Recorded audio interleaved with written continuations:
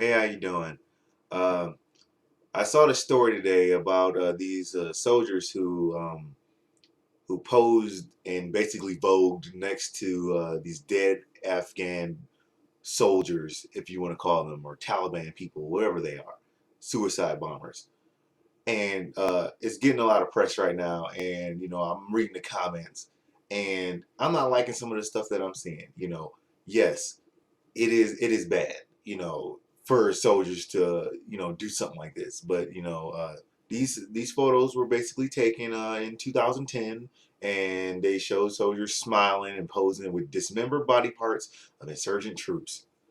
And of course, the military officials are gonna say, "Ah, these soldiers are horrible. How could they do such a thing? They're the worst things that ever walked. We're gonna get them and make an example out of them and show them, just like we showed the Marine people who pissed on the dead bodies, that you can't do things like that while representing our military."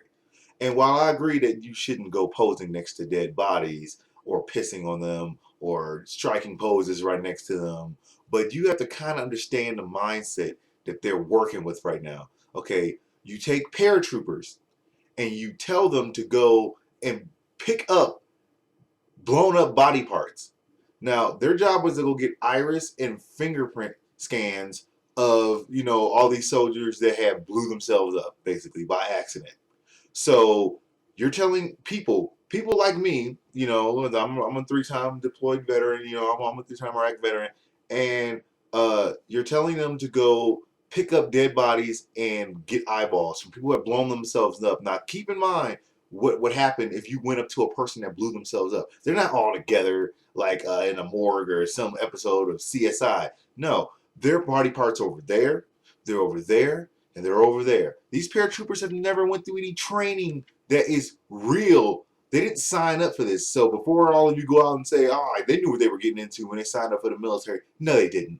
Okay, no one told them that their job that morning was going to be to get up and go pick up a bunch of dead bodies. Because I highly doubt a lot of people would sign up for that job. Imagine the smell and the rotting flesh that they had to go pick up, and not only go see them. Most people be like, "Oh, that's horrible. I can't even look at it." They gotta go to it, pick up the body parts and scan them. Pick up an eyeball of a head that's blown off on another side of the room and scan it. Imagine what that's doing to your mind.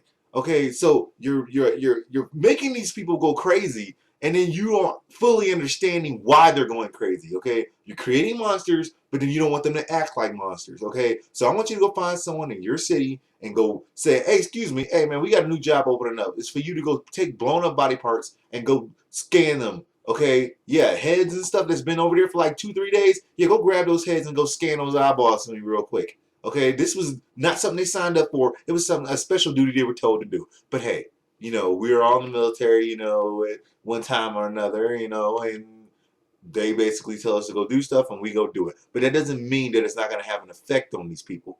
Okay, so you know, I have a problem right now with the person that sold the photos to the newspaper. Okay, under the anonymity thing, basically like, "Hey, I'm gonna give you these pictures, but don't ever talk about my name.